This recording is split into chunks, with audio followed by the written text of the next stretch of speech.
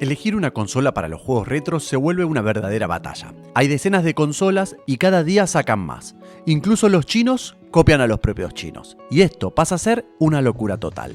La solución es elegir por precio, decidir cuánto quiero gastar e intentar comprar una de las mejores en ese rango. Y dije una de las mejores porque habiendo tantas, seguro hay 2 o 3 opciones para elegir. Y a fin de cuentas dará igual cuál compres, porque seguro que rendirán muy similar. El valor de las consolas retro suele estar asociado al nivel de la consola que llegan a emular. Por ejemplo, si emula PS1, estará entre los 50 y los 150. Si llega a Wii y PS2, entre los 150 y los 250. Y así sucesivamente. Pero ojo, porque constantemente nos quieren meter hardware más potente que en la dura realidad llega a emular lo mismo que una consola que vale la mitad de precio. Hoy tengo de ejemplo una de las mejores consolas en su rango de precio, la Abernic RG353 PS, una consola bien construida, con buenos acabados, una pantalla digna, que viene con los sticks analógicos y que emula lo suficiente para que cada céntimo que vale esté bien gastado.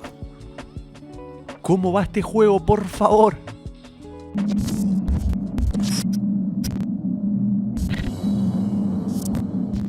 Antes de comprar nada hay que pensar una cosa, ¿qué uso le vamos a dar? Una consola retro portátil está destinada a poder llevarla de viaje, sacarla de casa, que nos acompañe en los trayectos al trabajo o en nuestros viajes de turismo, con esos trayectos largos en tren o en avión muy aburridos. También puede que sea para usarla en casa, en el sofá, mientras el resto de tu familia ocupa y se adueña de cada uno de nuestros aparatos electrónicos. O simplemente, como en mi caso, para cuidar nuestras consolas originales, porque nos da pena sacarlas de la vitrina. Las saco, sí, solo en casa, pero poco, a ver si se arruina. Por eso me decidí comprar una consola para mí, para compartirla con mis hijos sin sufrir demasiado. Te adelanto una cosa, la RG353 PS es una de las más recomendables, y si estás pensando en ella, tenés que comprarla, porque vale la pena en todo sentido. Es la hermana pequeña de la RG353P, sin pantalla táctil, sin arranque dual, Linux y Android y con 1 GB menos de RAM. Pero a cambio tenemos un precio mejor, casi un 30% menos, pero manteniendo todo lo bueno y sin los agregados, que a mi entender son absurdos. Los botones de esta consola son espectaculares, tienen una sensación muy agradable y son de muy buena calidad y duraderos. Incluso la sensación de los gatillos es genial, ya que no tiene puntos muertos. Pero lo mejor es la cruceta. La sensación que tiene es maravillosa. Abernic viene trabajando bastante en sus productos y creo que este es uno de sus puntos más fuertes. En cuanto a los sticks, no están mal, pero pensándolo fríamente, la mayoría de consolas que puede emular no tienen sticks de serie. Pero se vuelve un buen recurso si te interesa jugar a juegos de DS, donde funcionarán como un mouse. Lo mismo si sos fanático como yo de las series de Scum, de aventuras gráficas, donde tener los sticks se aprecia. Eso no quita que si te agrada más jugar con stick lo puedas hacer, al final tenerlos suma más que no tenerlos.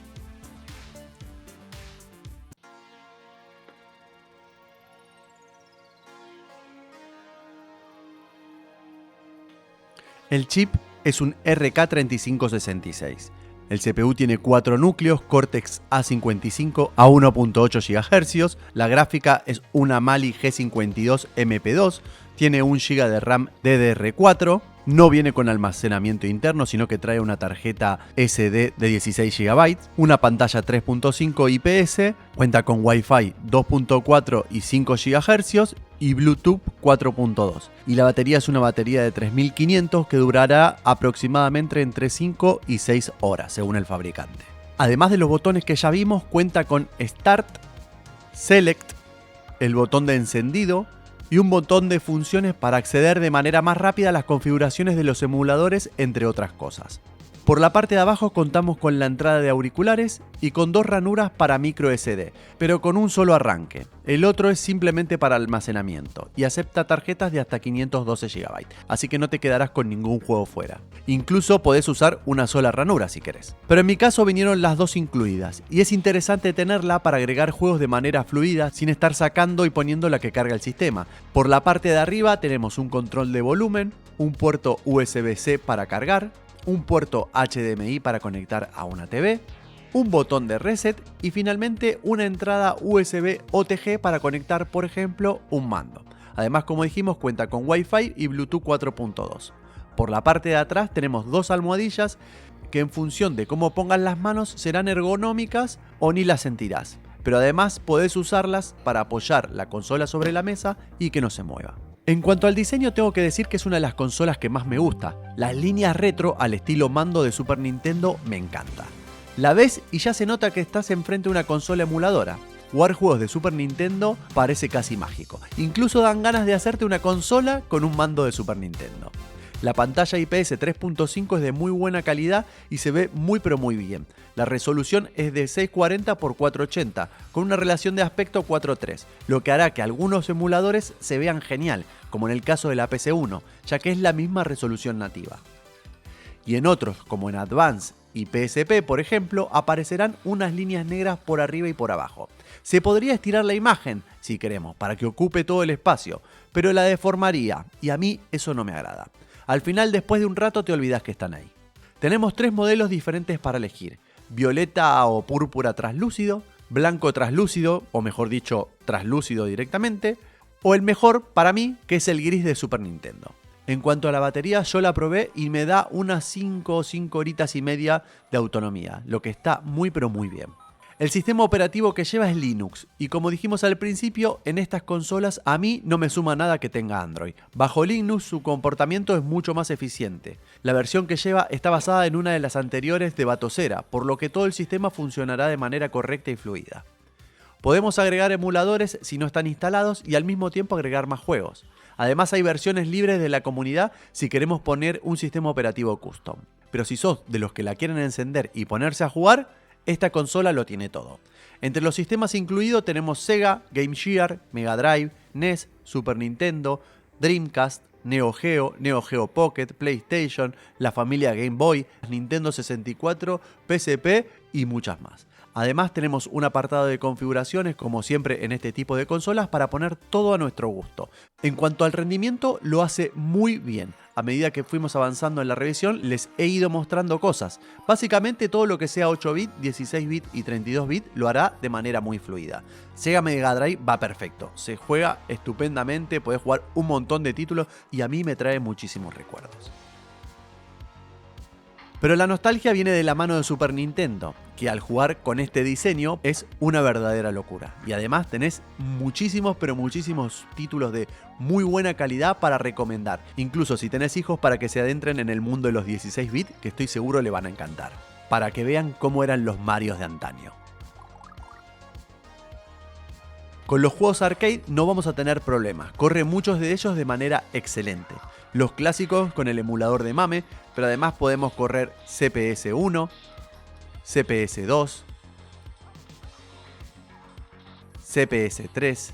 Y acá seguro que a muchos de ustedes les resulta más familiar jugar con los sticks, por la palanca. Incluso hay un apartado de juegos en vertical para jugar aquellos juegos que venían con la pantalla más alargada. Aunque la experiencia de jugar con la consola al revés parece un poco extraña, la sensación no es tan mala ni tampoco incómoda. Con un rato jugando se hace muy pero muy divertido. Llegando al límite nos encontramos con las consolas de 32 y 64 bits que más trabajo les da. Ya vimos Nintendo DS, que en cuanto a rendimiento no tiene problemas, pero que te tenés que adaptar con el intercambio de pantalla nativo, que resuelve bien el problema, pero que entorpece los juegos que necesitan mucho de ambas. Aquí yo me decantaría más en juegos que se centren más en una pantalla y pida poca interacción.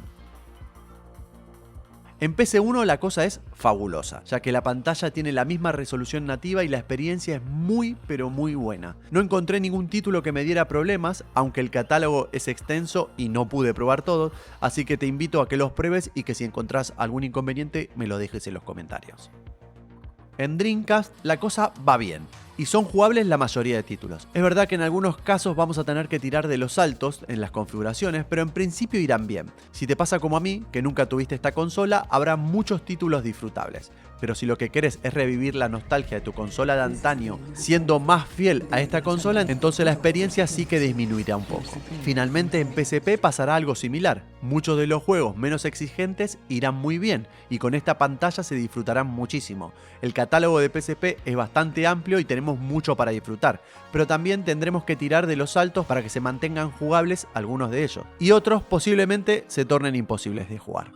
Sin embargo, la consola me ha encantado. Por el precio que tiene tenemos un conjunto de cosas que la hacen apreciable. Un diseño retro precioso, al menos en su versión gris. Incluso me agrada mucho el marco gris, también muy retro.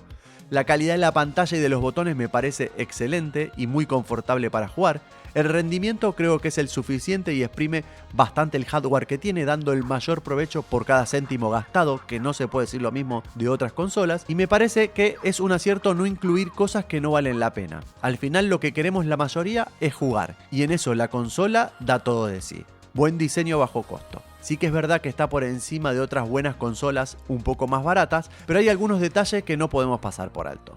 Como siempre, abajo en la descripción te dejo un enlace de compra y lo mismo en el primer comentario. Si la ves en promoción, no dudes y cómpratela. Gente, los quiero mucho y nos vemos en la próxima. Chau, chau.